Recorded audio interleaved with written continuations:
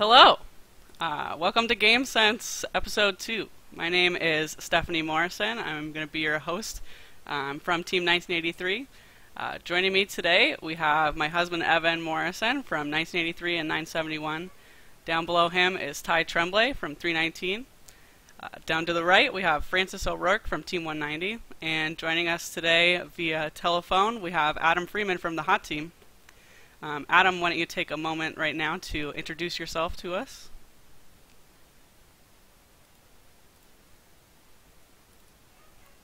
And a mechanical engineer, mostly doing mechanical design and strategy for the Hot Team. I cut you off a little bit at the beginning, so anything before the mechanical engineer part we didn't hear. I apologize. Okay.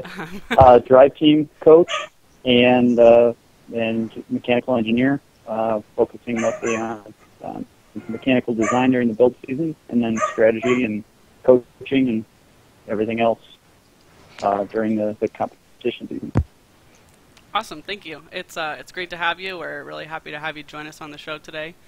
And we're really excited that you brought with you a little teaser video of 67 that we'll be showing later on in the show today. And I also will take the moment to introduce, if you hear a dog barking, it is our puppy. His name is Pongo. We apologize for that extra noise. He's just lonely. Yes, he's just lonely. All right, so we're going to get started. Some things that we talked about last time that we're going to talk about every week. We respect your time, the fact that you've chosen to spend an hour of your day with us. We really appreciate it. We're going to do our best to stick to our schedule and stay as close to an hour as we possibly can. Also, we don't really take ourselves too seriously, and neither should you. So if you don't like or agree with any of the opinions that we express on the show, we'd be happy to have you prove us wrong. It just makes for more interesting matches, and that's what we enjoy. So the final thing is we want your feedback. We want to hear your opinions about the show, the things we're talking about. We want your questions for the Q&A segment. So please send us an email, tweet at us at FRC GameSense, like us on Facebook, all those fun things. And with that, we're going to move on to what are our topics for the day. Today we are going to be talking about, we're going to do a big Week 1 recap. We're going to be talking about how aerial were those assists. Our community hot topics are going to be after that. We're going to be mostly discussing penalties and the delay in lighting the pedestals that we saw at a lot of our Week 1 events. Then we're going to move on to our looking forward video of the day, which is going to talk about effective uses of the 1-point goal. And then we'll be talking about Week 2 strategies and how we're looking at seeing how we're expecting the game to mature over the next week. Then we're going to take our viewer questions and our Q&A segment, followed by our brand new segment this week, By the Numbers, is going to be done by Evan Numbers Morrison. It'll be a Week 2 rundown of our events that are not in our RoboWeather forecast. Speaking of the RoboWeather forecast, that'll be right after that. Again, by Dave and Naveed, and today they are going to cover the Crossroads, Groton, and San Diego events. After that, we're going to do our We Pick'em segment. We're going to take a hack at some predictions of the number 1 seed and the winning alliance at the San Diego Regional. And then after that, we'll be showing you the video of 67's robot and maybe ask a couple questions of Adam while he's here. So with that, let's talk robots. Week 1 recap. I think we're going to start with Francis today since he was at Alamo with Team 190. So Francis, any big lessons learned from your experience at Alamo? Yeah, a few. First lesson learned is don't plan to do a web show if the rest of your team is going to be delayed on a plane. So I apologize to everyone for not showing up last week, but it was out of my control. I guess the big lesson probably from Week 1 is probably the fact that this is, if you didn't know already, or if you didn't think that it was going to be this way, defense is huge in this game. People are going to be bumping, people are going to be hitting. It's going to be a rough game. It's not going to be like the years we've seen before. There's no protected zones. People can get wrecked if they're not careful. I know my robot had something like 3 broken bearings by the end of the weekend, so that was fun. Strategies, as far as that's concerned, they're kind of all over the place, depending on the event specifically. But really, when the eliminations came around, things sort of coalesced around the concept of a 2-assist cycle. One robot receiving it from the human player, tossing it over the truss to another robot, and that robot dumping it off for points. But realistically, your strategy is going to depend a great deal upon which robots are doing what. I know I saw some 25 had some success with a 3-assist cycle into the 1-point goal, for example, but at Alamo, most of the points were scored in the high point, in the 10-point goal, the high goal.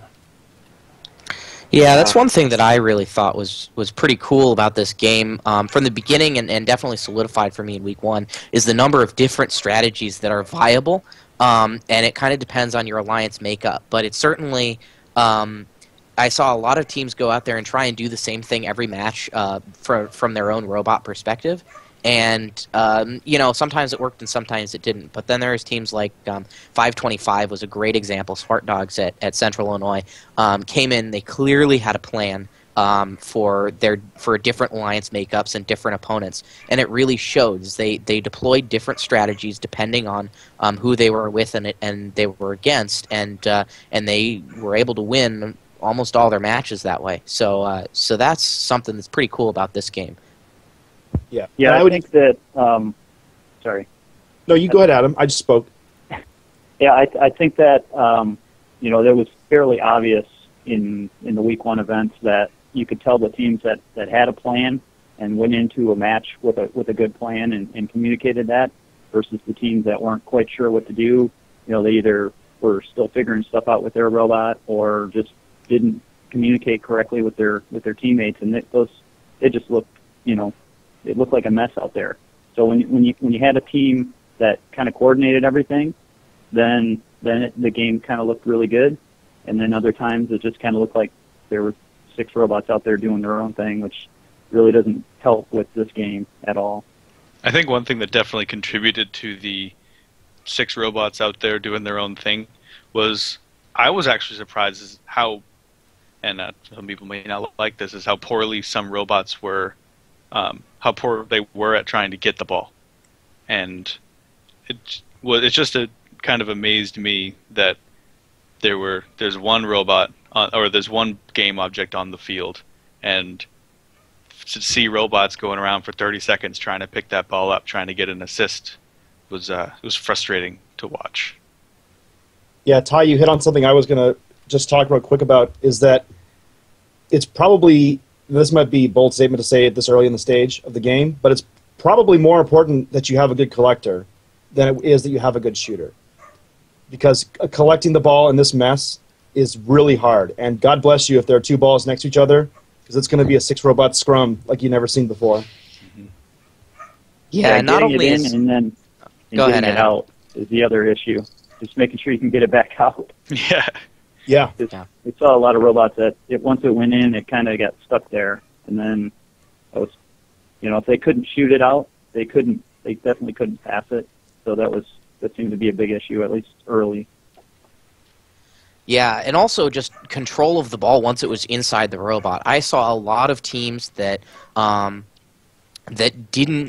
they thought through the intake part of it. They could really get the ball quickly or effectively, but once it was inside the robot, they didn't pay a lot of attention to how they were securing that ball before they were shooting. And a lot of robots would just, you know, one hit from the defense and the ball's gone. And that plagued a lot of teams this weekend, I think more than they were expecting. Especially robots that needed the ball to kind of settle down before they could shoot. As soon as teams figured that out, if they were at all a decent shooter, they were relegated almost entirely to scoring in the 1-point goal just because they weren't given the time to line up and settle the ball and shoot into the high goal. Yeah, I can't tell you how many teams at Alamo had you know, what I would call one of the robot and 3 days collectors, sort of the bar that comes down with the rollers on it, and it worked well, but once it got inside the robot, it was not supported at all. Some teams had, you know, just sort of like 2 rails that the ball would sit on. Some had a little bit more active control of it, but really, like, getting the ball and keeping it is super, super important. Mm-hmm. Yeah, especially with how open this field is now. there's nothing to stop the robot from going at top speed all the time. I mean, what, 1986 got hit so hard their C-Rio reset. And then 1678, right? Is it Citrus circuits? Yeah, so Yeah. 1678 hit the 1-point goal so hard they blew a fuse. It's like, and that's just from them getting or from a robot getting top speed and then hitting things that don't want to move. Yep. One thing I'd like to say, at Alamo at least, I know at some other events it was more prevalent, but Alamo, catching was basically not a factor. Even for teams that we saw videos of, like 118 had a robot that could catch, but they realistically never caught. They tried a few times and people weren't accurate. I believe there were 2 attempts at 2 successful catches the entire event out of 107 qualification matches plus eliminations. So I know at other events, you guys watched them. Did you see anything different at all? There was I saw a definitely more couple of catching catches than I expected. Yeah, we saw a couple of catches at Southfield by the Killer Bees, but it takes a while to line up and get somebody to shoot it over there, and especially, I think it's really going to have to wait until teams can get their shot off a little quicker before catching starts taking off, because if it takes so long to get a shot off, then the defense is all over you. I think one of the most impressive catches I saw, and to be honest, I'm not even sure if they were trying, so to speak, was 1648 and 525.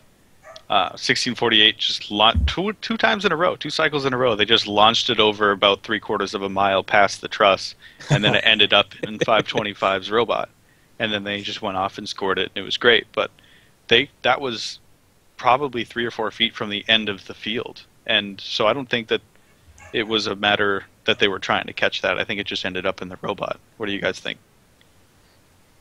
Yeah, 1678 and 399 were able to do a similar thing in the finals of Inland Empire, and I have on good word from 1678's drive coach that it wasn't planned. It was 399's driver getting fancy and having played enough with 1678 in the previous matches to know exactly where that shot was going to land and be able to position themselves in the right place.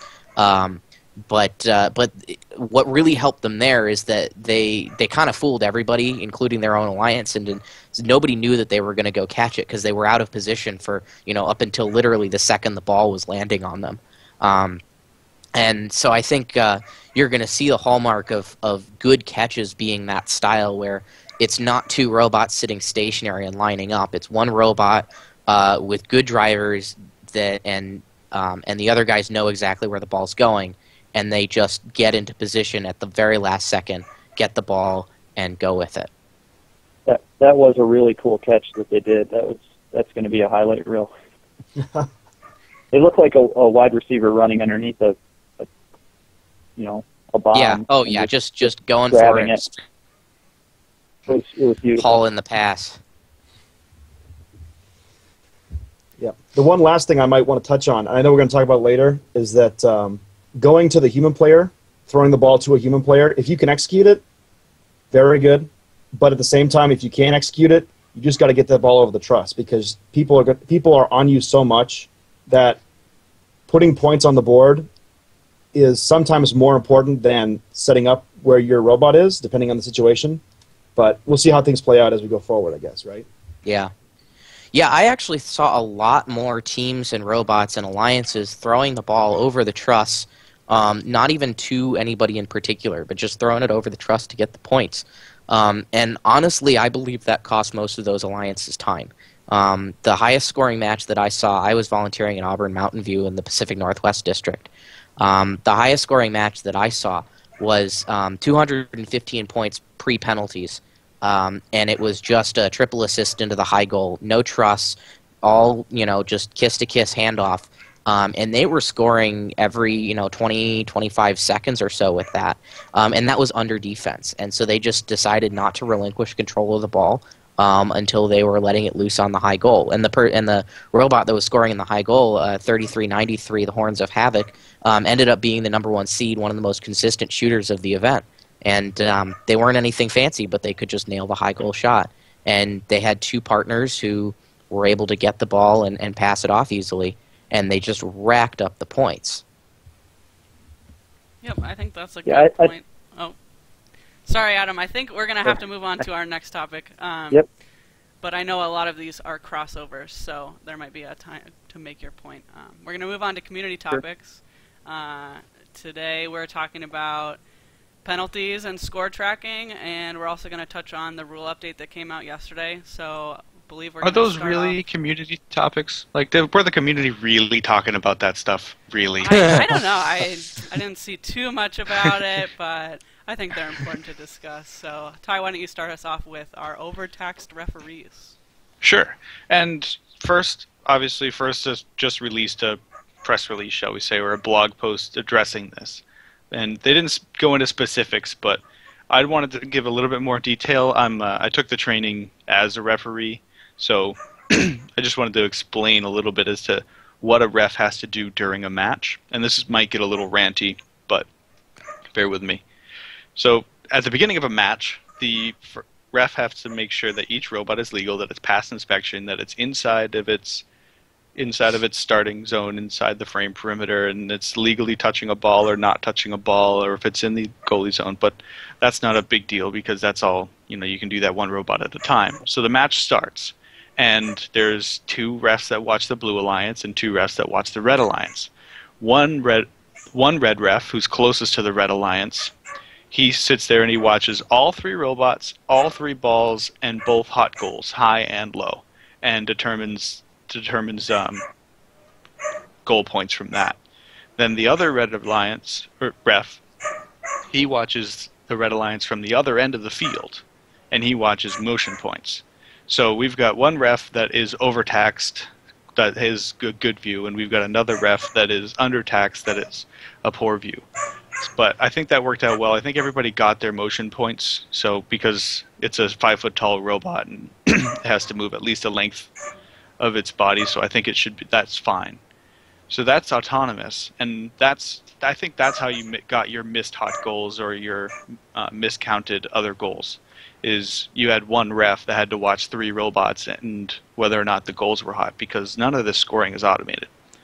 So then we move into teleop, and each ref, some of these refs switch colors to red or blue, and each ref has to watch for scoring, for possessions, for trusses, for catches, for penalties, and for dead balls. And I think that's why a lot of people were having the trouble with the dead balls, is there's so much to watch for with robot penalties that you've got to keep track of. You've got to keep track of scores, possessions, so you don't get to just keep track of which ball went where. You've got to keep track of who held the ball where on its way. And if you couple all that in with the big safety problem that is always high school kids and robots trying to touch each other in the field of battle, then you've got a lot to do for a person, and that's how you miss this little yellow sign held up behind plexiglass in a very loud auditorium. And now we'll move on to the touchscreen. The touchscreen has 2 different screens on it. One is for scoring, one is for penalties. And each ref is responsible for scoring and penalties. So you could see why some refs miss scores or some refs miss penalties, because a ref would go in to enter a penalty, and then if a score happened, sometimes it can take up to 4 seconds for that to update. So that's why, or that's another reason why some scores were missed and such like that. And you know what? I think that's going to end it. I won't try and steal anybody else's points. Thanks, Ty. Oh, killed it. Oh, all right. I guess I'll say what I want to say then. Yeah, I've talked to a lot of people. I talked to Tim Baird, who's been a ref since 2005, and he said, this is the hardest game that he's ever had to ref from a workload standpoint. I'm not gonna hash out that there's too much to keep track of, because I think it's been said that there's too much to keep track of. One thing I really liked about the blog post that came out, which addresses several different things, but the biggest one is reinforcing the point that the focus should be on the scoring and the robots, and that in the case where there's just too much to watch, that the referees are going to be prioritizing watching scores and assists over fouls. And yes, that may mean that some fouls are missed, but some fouls are already missed. And so this will at least give teams some more confidence that their scores are being tracked accurately. Yeah, as much as I love to win, I'd rather win by them actually seeing a score that we scored than them seeing a penalty that another robot committed on us. Yep. One of the things I noticed, and Ty, maybe you have some more insight on this, is a lot of times it would seem that the pedestal would stay unlit for a long period of time. Mm-hmm. I think I might know why, but I think you guys had some more insight on that. Yeah. The first... so in a worst-case scenario, you're in the middle of entering a penalty for a certain robot, and then they score. You have to wait for that penalty to clear, then go to the other screen, enter any possessions that you might have missed while you're entering the penalty, and then hit end cycle.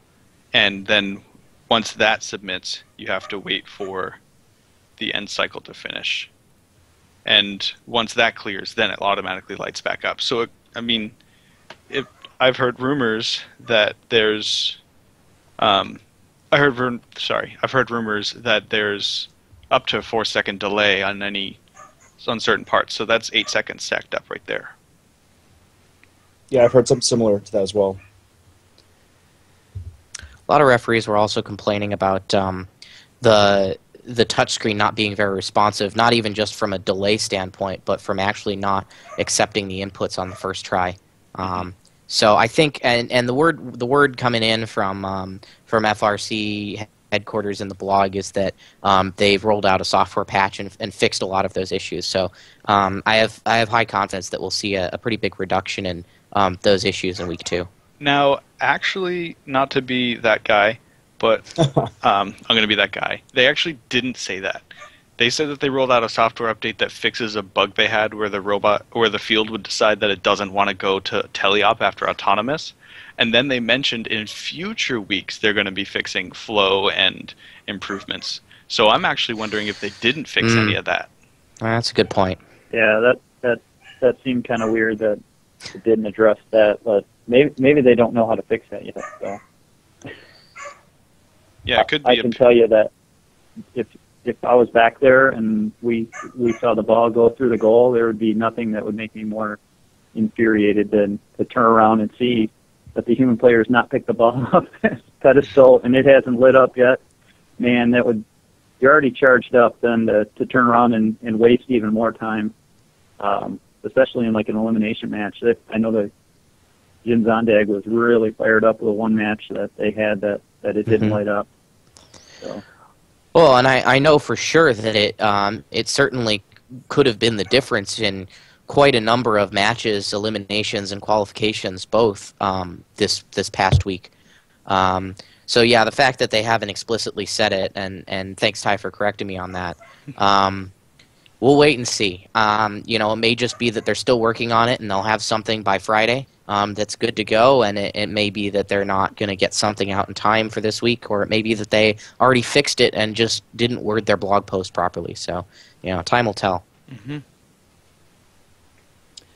I'd like to say, though, it seems like they did fix a lot of other issues they've had. I assume you all know there was a big old rules update that came out yesterday. It changed the way that we talk about G40 a little bit to make it a little bit more lenient, which I think is positive, but it's not end-all, be-all, save everybody from all the human player mistakes, which is okay. And they also clarified the G28 problem, which I didn't experience at all at Alamo, actually. Most contact was sort of like let the players play for the most part, but I heard that at some events there was a lot of issues regarding like robots with appendages being hit and then them getting a penalty. Is that true? It's such a hard thing to call. Yeah. I saw some teams have those intakes that they gotta get out of the way to shoot. So basically, if you've got your intake out to shoot and then somebody runs into it, they were calling that a penalty on the team that was shooting. At least at Southfield they did. It's like, well, it's out there. So it's our responsibility. It goes into somebody's frame perimeter, but they really initiated the contact. So is it really a penalty on us? I think that happened at center line and kind of bit 10-23 and 17-18 a couple of times. So, it could be an issue if they're calling it a different way. I think a lot of that is stems from the fact that we don't have protected zones this year for the first time in a long time, and it used to be that there was protection for scorers. There was always some kind of protection for scorers, and there isn't this year. And I think they're trying to realign it with that in the rules update of saying, look, if there's a team that's clearly not trying to play rough and tumble with you, and they've got something sticking out, if you just go in and hit it yourself, that's on you. Right. Now, whether it's going to be called that way, again, it's still a judgment call. But I think that there's going to be significantly more leeway for teams that are clear in their actions. That again, if like Adam said, if you've got an intake that needs to go out in order to clear your shooter, and you stick it out there, and some other team comes running in and hits you, the rule update is kind of realigned that to be you're clearly doing this in order to shoot the ball. You're not doing it to damage the other robot. So we're going to give a pass on that. I think that's probably the best solution they could have, because realistically, we all just want to be able to play the game and not have to get penalties for just playing the game, or feel as though it's a risk. So I'm actually quite happy with the change to that rule. And G40, I think it is strictly better for teams what it was before. Mm-hmm. It's still going to be an issue, but it's an issue that at this point I hope everyone knows about, or at least enough people know about that they can tell their alliance partners. Yeah, actually, let's take a moment and go over that rules update on G40, because it was pretty confusingly worded. Took me a while. I might still be confused. I'm not 100% sure on it. Well, Adam, what were your impressions of what they changed on G40? Let's. Well, it seems like they made it so that you could. And I'm not 100% sure on it, but I guess it's if the robot is in that boundary zone outside the field, but not into the safety zone or whatever they call it.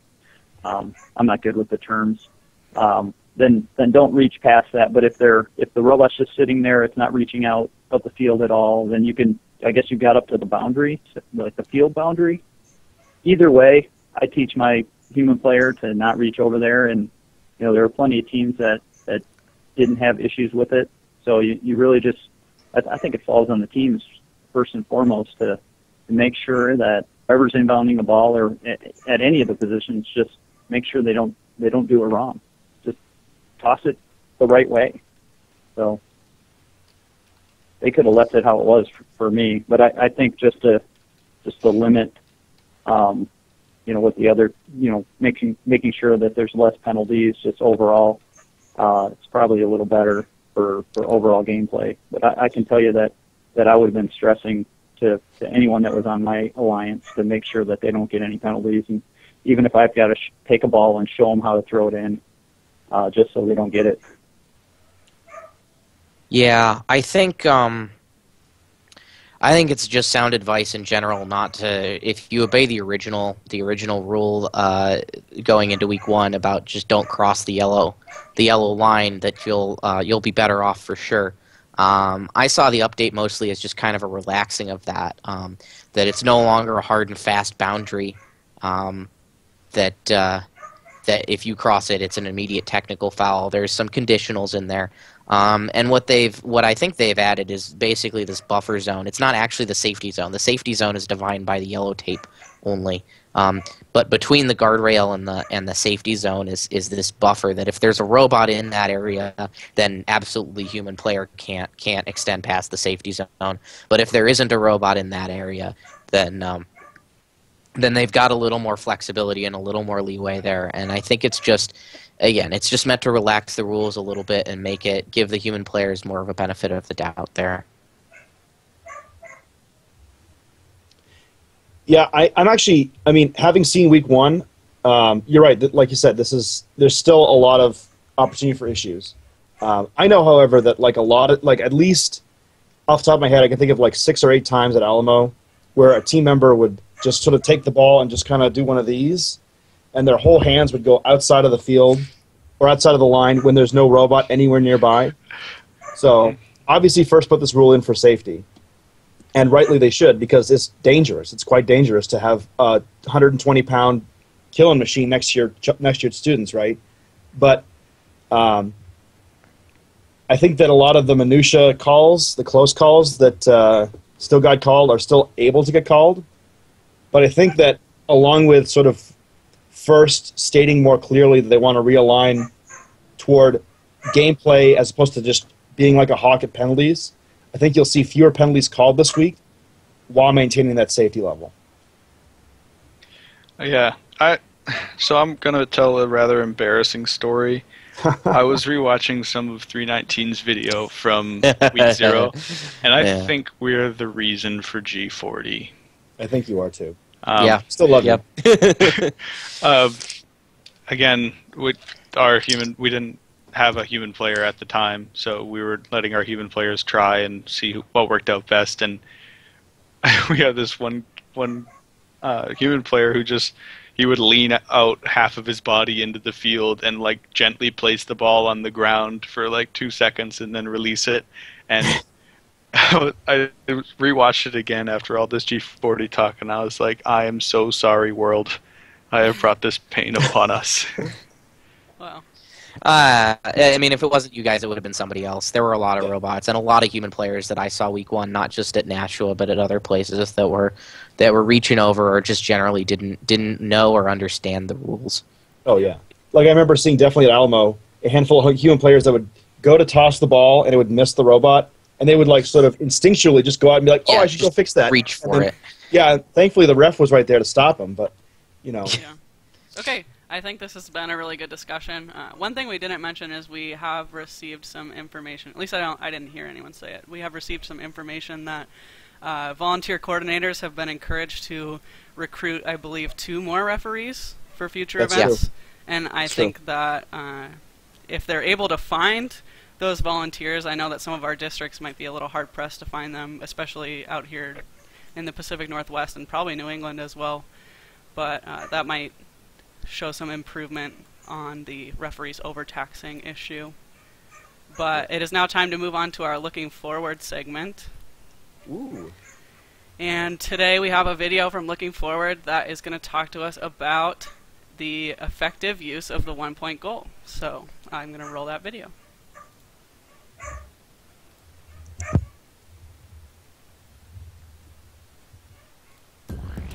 Aerial assist is the first time since 2006 that an FRC game has had an open field covered in carpet. Those who can date back to Aim High will remember how much of a slugfest that game was. And that was even before the age of 6 and 8 motor drivetrains, and while cot shifters and traction wheels were still in their infancy. This is going to be one rough and tumble year, filled with plenty of contact and defensive battles. Teams better have built their mechanisms to last, especially if they extend beyond the bumper zone. With no protected zones on the field, watch for plenty of contact with ball carriers and primary scorers on alliances. With the presence of blocking maneuvers and counter defense, many matches may devolve into rugby scrums at times. Be leery of letting teams who cannot find their way out of sticky situations carry the ball, especially if the release point can be easily blocked. Capable defenders are going to learn how and when to play the intake of teams looking to gain possession, and how and when to play the release point of teams looking to progress their cycle further. That doesn't mean all hope is lost for offense. Scoring targets span the width of the field, and pass receivers can move around. That makes driving routes less predictable, at least decided when teams aren't pursuing the ball.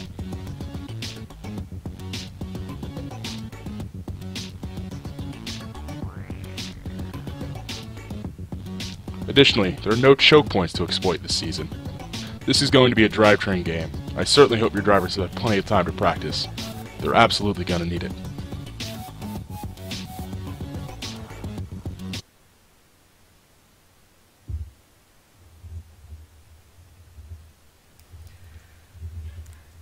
Okay, so that appears to have been the wrong video. Just bear with me for 1 second, and I will grab the correct one.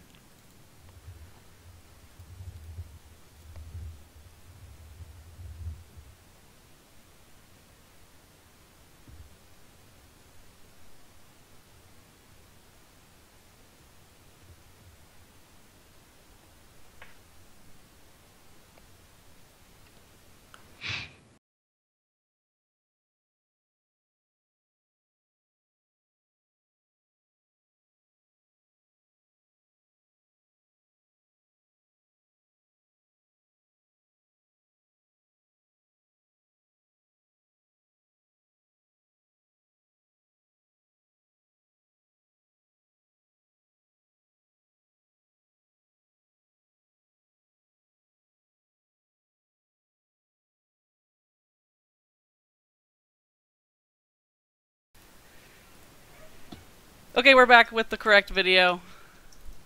Here we go. If you draw conclusions from reveal videos and popular designs, most teams emphasize scoring on the high goal over the low. Yet Week 1 demonstrated the risks in that approach, and, as always, the differences between your shop and the real deal. Only a handful of teams at each event were capable of consistently scoring 10-point goals, especially when defense was applied.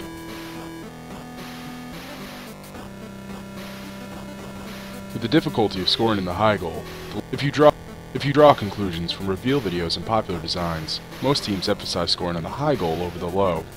Yet Week 1 demonstrated the risks in that approach, and, as always, the differences between your shop and the real deal.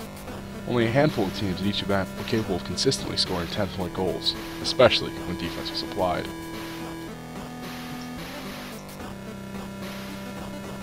With the difficulty of scoring in the high goal, the low goal was an attractive option for many alliances.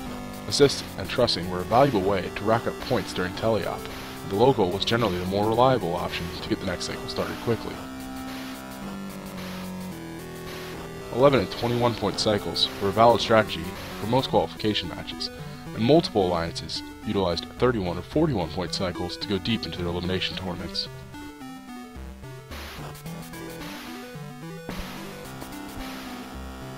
Efficient passing and not having to chase after missed shots can more than make up the 9-point difference in the finishing score.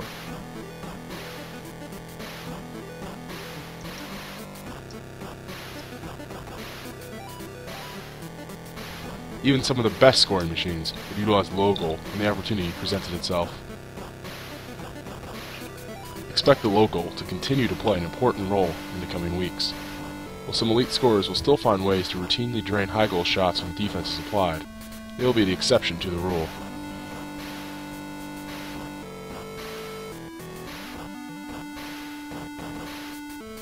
Even these top scorers can be significantly limited by effective defense. This was demonstrated by the number 8 alliance at Southfield, limiting the number 1 alliance to a single successful high goal in quarterfinal 1-1, and even that was a missed autonomous ball. Alliances that want to play an up-tempo, high-assist cycle are going to need to take the open, high-percentage finishing option. Quite frequently, that's going to be the boxes and the corners of the field. Alright, we're back. That was the correct video. I'm sorry about that. There's a lot going on over here to make this show happen, and things are improving, but we hope it'll be better every week, and eventually we'll have a smooth show, right? Baby steps. Yes, baby steps. It wouldn't be a week 1 without a few problems, right? So Yeah, well, unlike you, some people, Francis, we had an episode already. Oh, Yes. oh, excuse me. My mistake. Alright, so moving on to talk about week 2 a little bit. So let's start off with discussing what Looking Forward was talking about, the 1-point goals. Anybody have anything to start us off with that? Yeah, I'll I think kick it it's off. a completely viable strategy. I mean, there's lots of teams have actually used it to their advantage. I know they used it in Southfield. The number 7 alliance did it all the way to the final. I think they were doing it in Canada at GTR West for a while there. I haven't seen videos, but that's what I thought I saw, that they were using it a lot. And even at the Inland Empire Regional, I know one of the matches in the finals, I was kind of surprised that they were going to the 1-point goal, but they were doing it effectively. So I know we were sitting there watching Southfield, and we kept telling our driver, like, if the ball is at the 1-point goal, put it in the 1-point goal. We'll take the 9-point loss and start another cycle. So I agree with you there. I think, if you've got a full assist cycle, you're sacrificing 9 points for that high goal to go and going in for the low goal.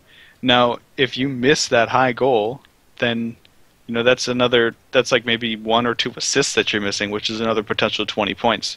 So I think if it's right there, go ahead and score. If you don't think you're going to make it in 100%, then go for the 1.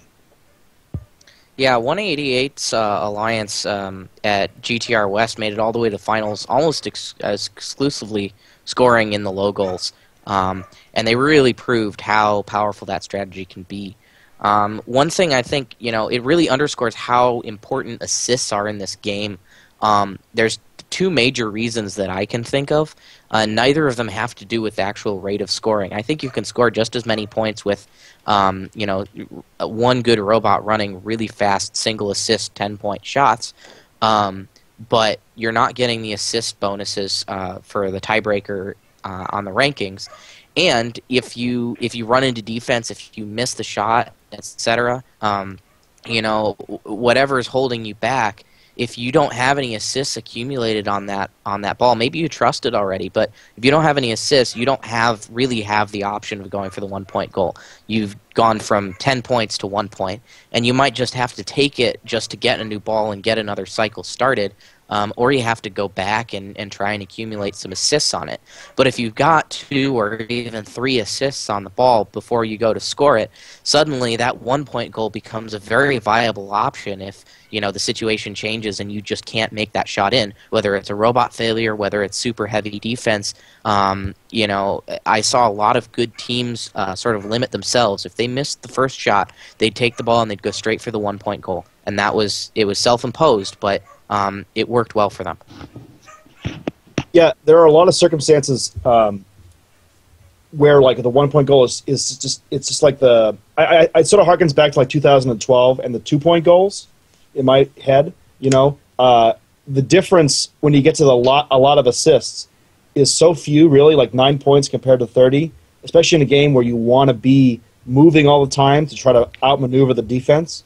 And most importantly is that if you've got balls left over in autonomous mode, probably the 1-point goal, unless you're like a dead nut shooter, the 1-point goal is going to be your best friend for the first 15 seconds of the match, because you want to clear the balls out as fast as you can and start getting trust points and assist points.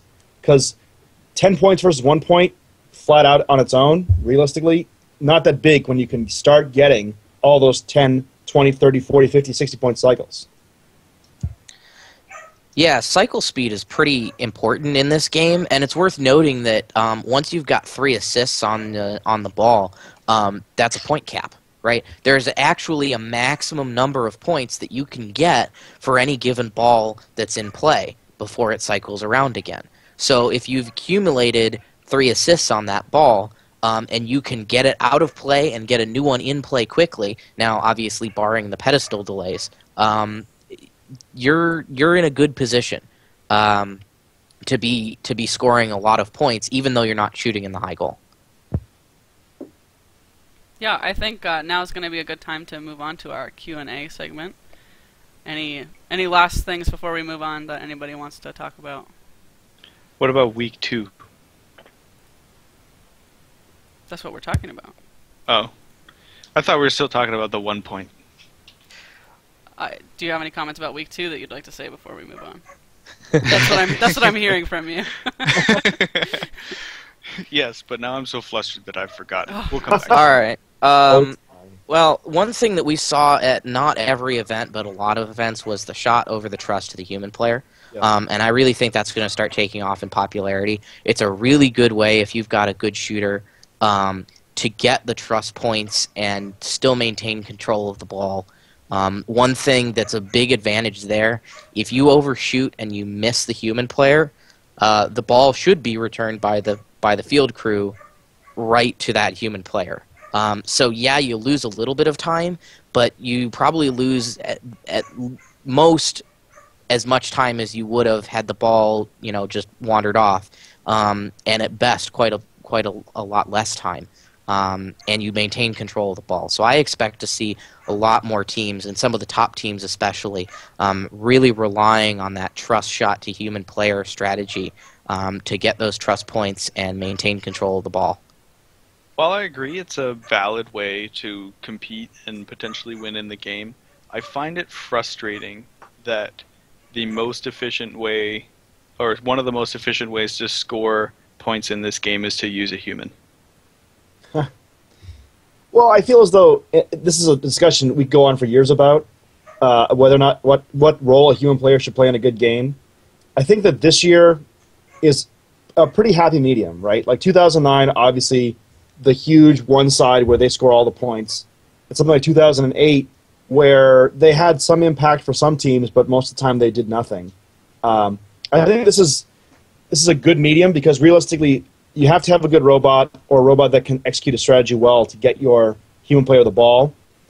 And even then, the human player can't do much besides just sort of give it to another robot and say, you get to score the points and I'll get the glory later on, Mm-hmm. I think it really is going to be more similar to 2011, where if you had a really good human player, one that could get it all the way down so that you just turned around and picked up the next tube. It's kind of like they're involved in the play. They're not scoring the game piece. But if you can get it over to them, they can catch it and get it right back to the next guy. It's kind of similar to the aspect of like 11. I know our human player was really good. We'd turn around and there'd be the next inner tube ready for us to ready to pick up, and he would he'd send the exact one that we needed right when we needed it, and we used it to our advantage a lot. So I think shooting to the human player, it can be a factor. I think it's also going to be a factor on just going over the trust and how quickly you can get the ball back. If you're really effective at that. I think it might be faster to get it and just pop it in versus trying to get back to a human player and get it loaded back in your robot correctly. So, you're going to see defensive strategies kind of adjust for a human player trust, and then teams are going to go back and readjust to just throwing it over and go and getting it, and it'll just be that chess match between us offensive robots and the defensive guys. All right, I remembered what I was going to talk about. And my question to all of you is, what are your thoughts on under heavy defense? Say you're trying to be as offensive as you can, and under heavy defense, you're accepting the fact that you're going to have the number of cycles you score reduced, and moving from scoring as many cycles as possible to getting as many assists as possible.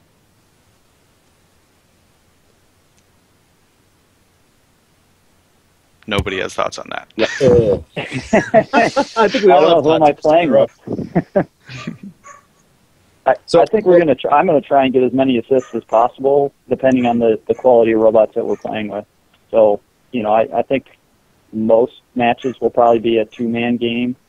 But if we've got three capable robots, that third assist really makes a huge difference in the number of points you're getting. So we will. If they're capable, we will try to run a three-man game. If not, we'll have a two-man game with defense. Mm-hmm.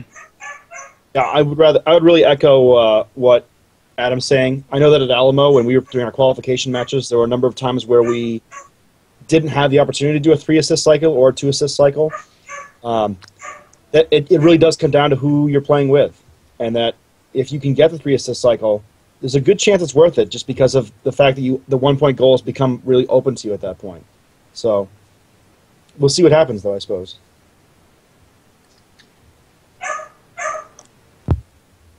I think we can probably move on now. Sorry. Oh, no, Adam, say your thoughts. It just comes down to how they score the assist, because you can get that first assist by just bumping the ball over to the next guy. So if you can get that to count by the ref, and then go on to the next, then your other two guys. If you can get that easy assist there, you're going to see a lot more 3 assists than having the guy pick up the ball and then spit it back out to somebody else. So.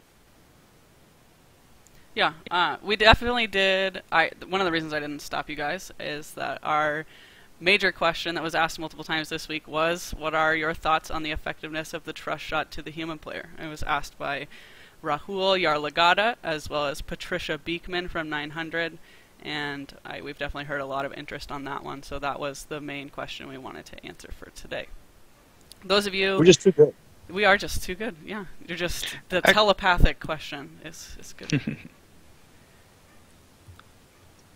Did you have something? Yeah, I really think it's going to be effective, and continue to be effective as the weeks go on. I know only a handful of teams really plan for it out of the box. I'm curious to see how many teams have the capability, because it requires a fairly long shot to be able to do it from kind of anywhere on the field. If you've got a short shot, you can still do it, but your options for where you can be are more limited.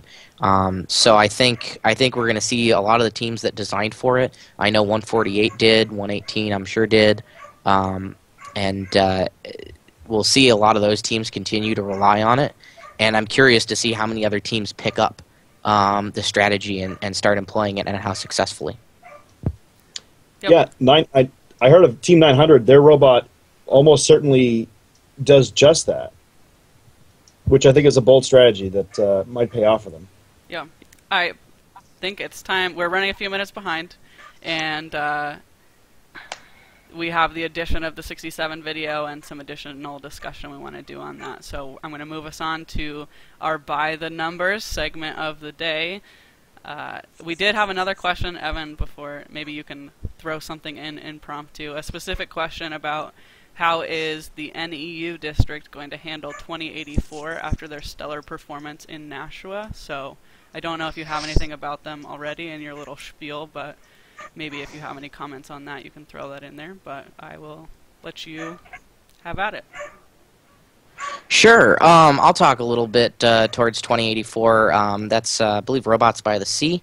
And they had pretty much the only catcher that I saw consistently work in week 0 at Nashua. Really just this giant net.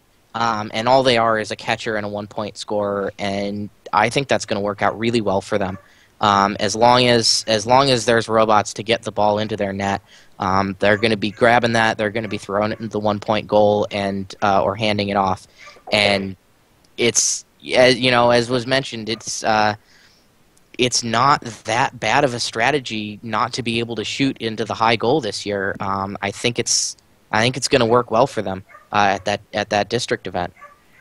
So before we get into the mix of it, there were 3 teams that I highlighted last week. 1678 went out and proved me right and went undefeated 19-0 at Inland Empire. They also had a really awesome webcast.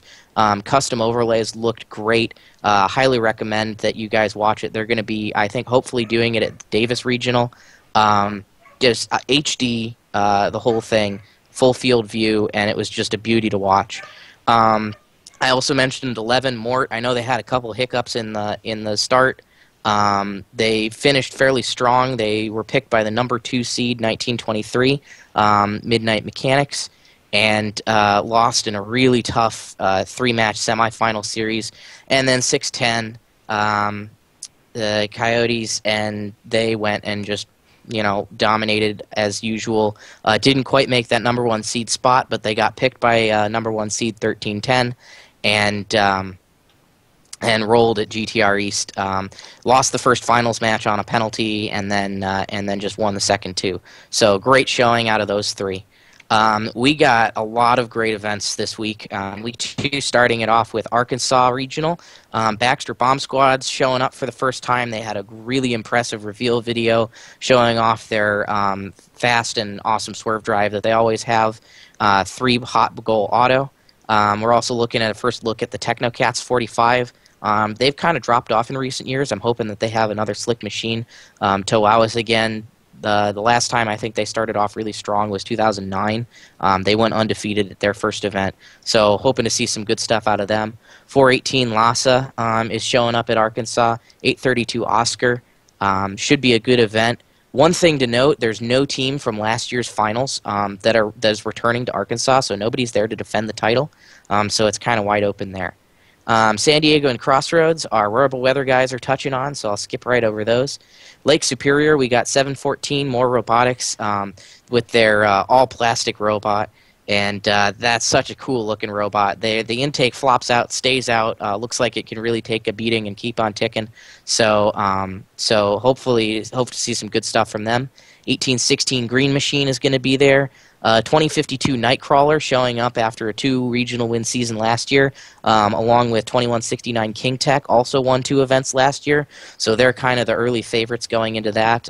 Haven't seen anything out of the 2 of those yet, but again, expect a strong showing. And 2177 Robots, usually in the mix at those early Minnesota regional. And then right across the way at Northern Lights, we got 27 Rush is coming out of Michigan. They did this last year too, where they came to an early regional before their district events, and actually walked away with the Chairman's Award last year. So I think it was EI, but they did great out there. Expecting a strong performance from them. 359 Hawaiian Kids has just been on a tear since about 2010, winning regionals left and right. They won 2 again last year, looking to start the season off strong in the continental U.S. 2220 Blue Twilight's going to be there. 2175 Fighting Calculators, always a strong robot. 2512 Duluth Devils, and of course Wave Robotics 2826 just showed off their awesome robot the other day with a turret. Really excited to see how that one plays. Just a fantastic machine out of them. Hub City, all the way from California, we got 192 Gun GRTs coming out. They had a great season last year. Won a regional. They went to Chesapeake the year before and won. They really like traveling, and so they're kicking it off in Hub City. Always a gorgeous machine. I don't know if you guys have seen their gearbox. 3-sim gearbox is absolutely gorgeous. Really just a work of art. So haven't seen the rest of the robot. Expect about the same there. 245 Atom Bots coming down from Michigan to Hub City. They won 2 district events last season. Hoping to kick it off strong. 1429 Chaos will be there. We got a team from Hawaii. 2439 Barebotics is coming out. And probably the most well-known already this season, 2468 Appreciate is already playing in their second event. They walked away finals at Alamo, hoping for a little bit more here. And lastly, 4183 Bit Buckets has a really cool triple-sided intake. Looks to be a really good pickup, and expect good things out of them. Central Valley, the headliners, of course, the Cheesy Poofs, and unveiling Barrage earlier this week. Absolute monster of a machine. And the thing that really scares me about them, the subtle bit about that video is they had 2 robots there. That means that robot was finished with a working free ball auto before bag date. They've been working on it for weeks now. So just absolute scary machine out of them. Early favorite going into that regional. Joining them, 2 other California well-known 696 Circuit Breakers. Great machines year in, year out. Beautiful powder-coated machines. And, of course, Madtown Robotics, the hometown team, 1323, with the pretty blue robots also joining the fray. Buchanan Bird Brains, 1671. Haven't quite gotten that regional win, but they've been in the mix every year. Circuit Breakers, 3189, 3256 Warrior Borgs, all great California teams. Real quick before GTR you move East. On, I'm sorry to Yeah. interrupt you. I know, cut we're at out 6 for a o'clock. second. No, you cut out for a second, and I believe the robot you mentioned that we didn't hear was 973. Just want to make sure that. Oh, it's in okay. there, so. Sorry about that, guys. Yeah, Greybots. Don't forget the Greybots. They're a really good team, and always kind of a one of the early favorites for a win. GTR East, the Robodogs, all 3 of them from Michigan heading out. Kinetic Knight 781, of course Symbotics 1114 just unveiled their machine earlier, following on dominating performance year after year after year. 2056 isn't there, so they'll be looking to win this event with somebody else. 1241 Theory 6 will be there trying to get that win. They competed last week at GTR West, went out in semifinals, but a really good showing. 1503 Spartronics are going to be there. 2013 Cybergnomes, I mentioned them last week for the really quick cycles. And 3173, the Igniters out of New York, are heading up to Toronto. UNH District, you got 126 Gale Force, 131 Chaos, Heartbreaker in the finals at Granite State last weekend. Looking to come rebound from that and take a win here. Aces High, powerhouse out of Connecticut. 319 Big Bad Bob, Ty's team, is showing up after their Week 0 win in Nashua. And 3467 Wyndham wind up coming with a pretty crazy robot. Really excited to see how that plays. Michigan, we got Gull Lake with 830 Rat Pack, 1918 the NC Gears. Always a force. 2056 Tech Vikes walked away last year with 2 wins, looking to kick it off with another win this year. And 2771 Code Red had that great fan bot last year, and I don't think they have a fan bot this year, although they teased it. But curious to see what they came out with. Kettering's showing of more Martians, 70. 314 Megatron Oracles earlier this season. They showed off a really awesome catapult with a great range. So hopefully hope to see that refined in their machine. 503 Frog Force, always a threat, and 2337 the Engine Nerds going to be in there as well. Out here in the Pacific Northwest, we got Oregon City, 955 CV Robotics, 1425 Error Code 0 showing up with their 3-sided Kiwi drive again, and a wheeled shooter. Flaming Chickens always have a mean auto, looking for a 3-ball out of them. Of course, 2471 Mean Machine had 2 wins last season, and another great machine in Dr. Claw this year. A couple that probably aren't well known out of the region, 2811 Stormbots, really awesome looking machine from them, and 4488 Shockwave, kind of little rookies who could. Last year they were rookie all-star on their division, and Curie rookie all-star at Oregon last year, and expecting a cool showing out of them. Glacier Peak, we got 488 Xbot showing up for the first week, 1318 IRS. And 1899 Saints as the headliners there. That wraps up my bit. On to the RoboWeather guys. All right, thanks, Evan. Yeah, we're going to run our RoboWeather forecast now.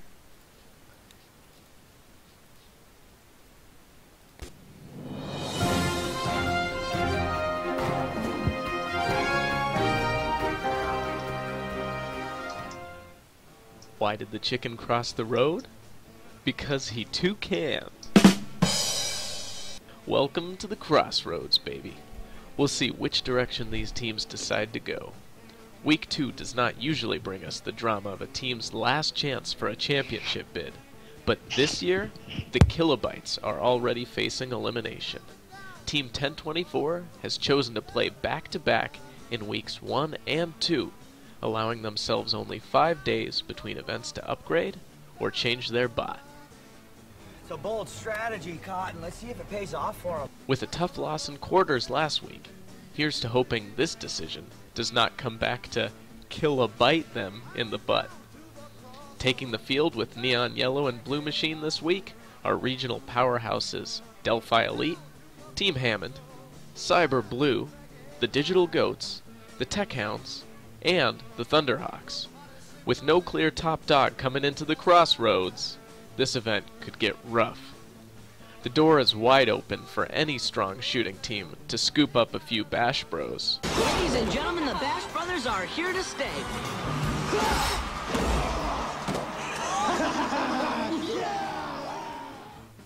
In alliance selection to try and brute force a win here in Indiana. We'll see if the Bites make a killin', or if the underdogs dish out a few dents to take home the gold. That's it for the Cross the Road Electronics. Let's see what Dave has to say about the Groton District event.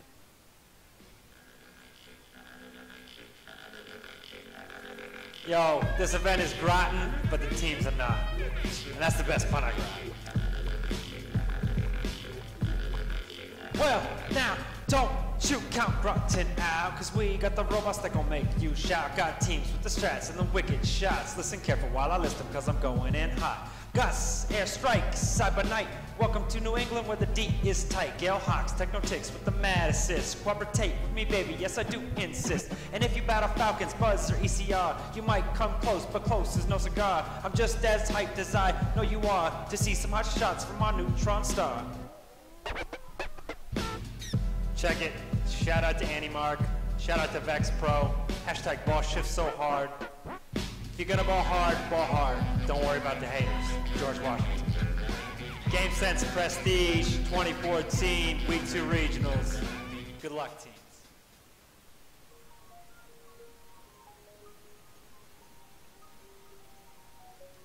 Who's ready for breakfast? Because we're serving up some hot and tasty San Diegos for this weekend's brunch club. We got the Beach Bots bringing scrambled eggs.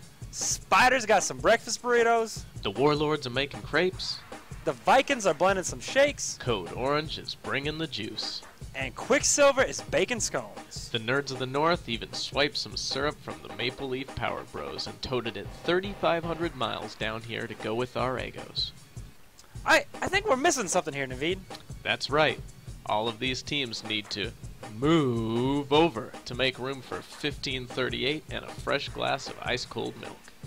Congratulations to last year's World Championship Chairman's Award winner, the Holy Cows. Just think about this for a minute. Next Saturday will be the first time since 2008 where they will not have won the Regional Chairman's Award in San Diego. The only question still on the dining room table is about our friends from Nevada. The High Rollers. Year in, year out, it's an even money bet if these Las Vegas Lucker Dogs are going turret or no turret. No turret? Turret. Turret? No turret. Turret? No turret. No turret. Turret. Turret. What'll it be? Turret? I see you. No turret? Are you still there? What you shouldn't bet against is these guys putting together another card shark of a robot. With a deep field of tried and true teams taking the carpet, we'll see who gets to enjoy their Sunday brunch the morning after a limbs with a side of gold medals. You stay classy, San Diego. Good luck to all teams in the coming week. May your combos be wombo. And your pick list be long.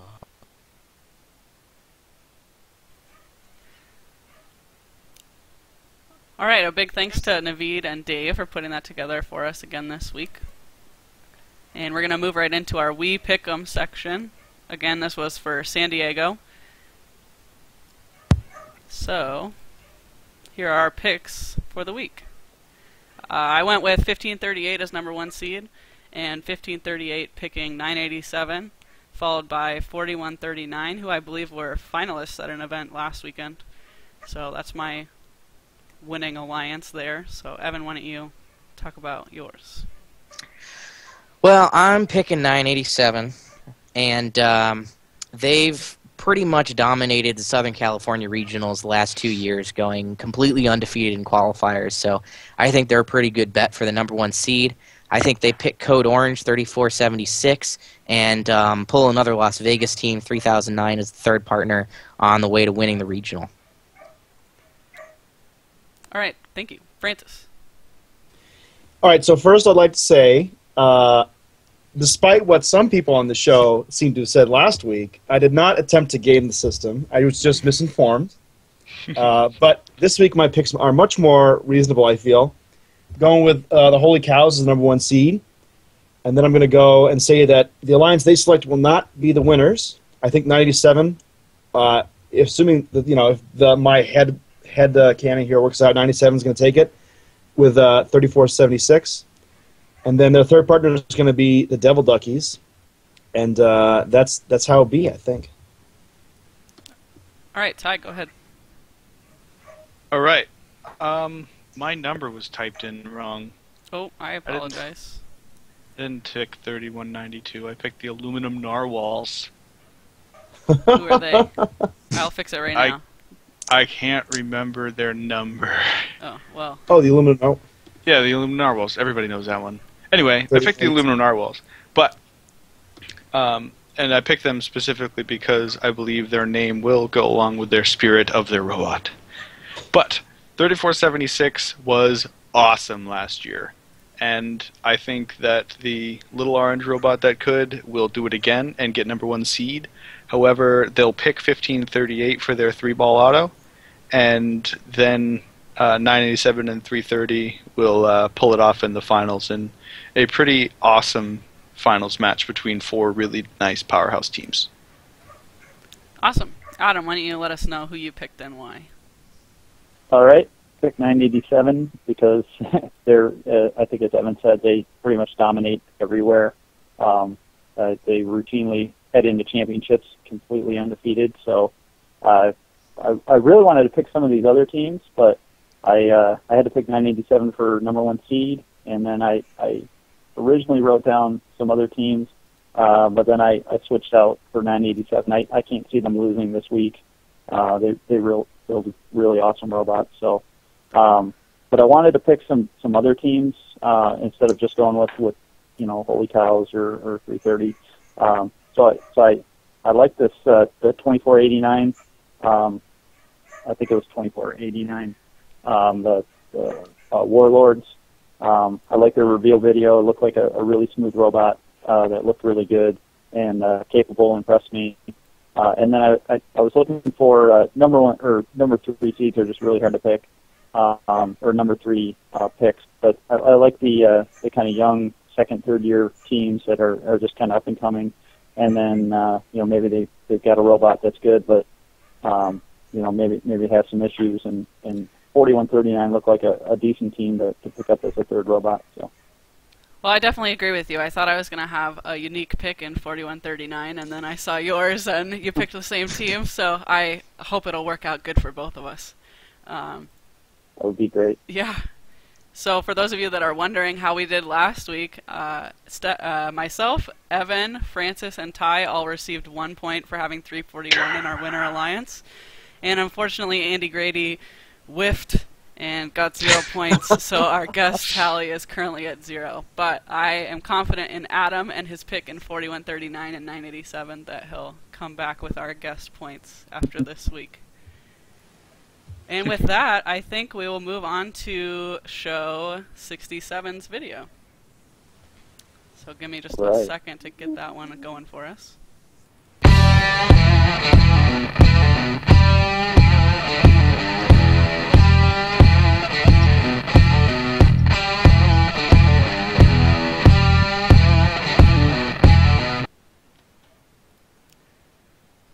Alright, I think that's a pretty awesome, short but sweet video. Yep. Anybody have any questions for Adam? Yeah, I'll start it off. I got to watch this video a couple hours ago. It's really, really cool robot. My first question is pneumatics. I know you guys don't traditionally use pneumatics, and I heard some rumors. And I know you were trying to get the servo shifter working last year and had a bunch of problems with that. Did you finally make the jump? Yep, they're on there. We've got three cylinders for actuating the arms and the lower hinge, and then the pneumatic shifted gearboxes this year. So we made the decision right away off the first day of kickoff that we were going to go with pneumatics and incorporate that into the robot as something we were going to do. It's not, it wasn't that we were shying away from them before. We just wanted to figure out something else to do other than just shift with them. And we got a new member, Mike Schreiber, on our team, former Rush member, that knew a lot about the pneumatic system. So we gave him the challenge of going and figuring it out and learning all the rules that we kind of skipped for the last 10 years or so. So you can see in the video the arms are pneumatically operated. So it's a way to go. I'm not sure that it's easier than just designing it with a motor, but it's different. So I had some fun designing stuff with pneumatics this year. Cool. So I'm really curious about, did you call them the arms, the things that pop out from the side? I know that the viewers at home only got a few seconds to look at it. Can you give me a little bit more about what they're all about? Yep. So we had those on there. They're supposed to be catch arms. I'm not 100% sure how much we're going to use them now, but what we're going to use them mostly for, at least initially, is to help center the ball. If we grab it off center, as you see in the video there, when he puts it up, he'll put them out and smack the ball back in the center, and then and then go off to shoot. So we're going to deploy them when the arm is pointed up. That way we're not smacking them off and getting them broken. Trying to deploy them when the arm is down to pick up, but at least they're there to kind of center the ball up, and then they do help a little bit with catching. We're still working on if we need a middle position to help, like a wider position to help with catching, but we haven't really focused on that too much yet. Thank you. So, I know that all of you have gone through and watched this video 15 times frame by frame. So, obviously, all of you viewers noticed that 67 has a square plunger in their shooter. They don't have a plate that pushes it. They don't have a round disc that, like 118 ended up having at Alamo. They've got a square plunger, and I need to know why. Yeah, so that's one of the things our main chief engineer, Jim Meyer, he's really big on just the little things that might make us just that little bit better than anyone else. And he really thought that something that would kind of allow the ball to cradle in when we shoot it would help the accuracy. So we kicked around doing like an octagon or a hexagon, and it didn't seem like that was feasible to make very easily, so we just went with the square. We've got the two rails that are on the top and bottom there. That's what that plunger rides on. So then we just trying to figure out what we were going to kind of cradle the ball with. So those are the kinds of things that he thinks of to just make it maybe a little bit better than just a flat plate that the ball may be able to slide off one way or the other when it's shooting. So we jigged that up, and we did a lot to make sure that was really square, so that it gave us a nice, accurate shot.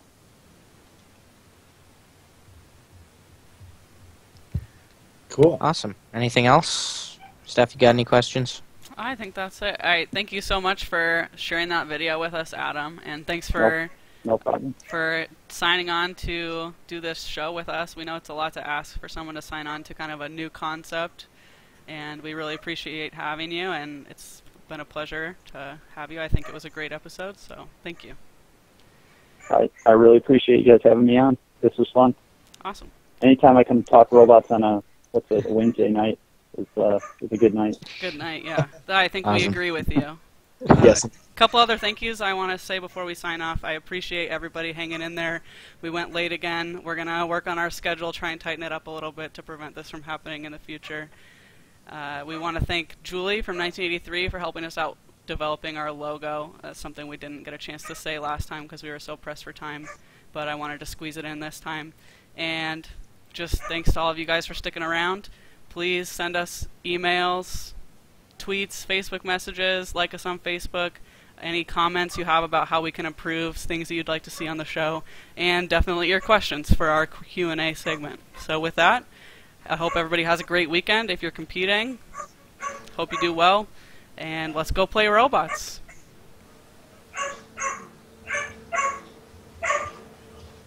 Evening.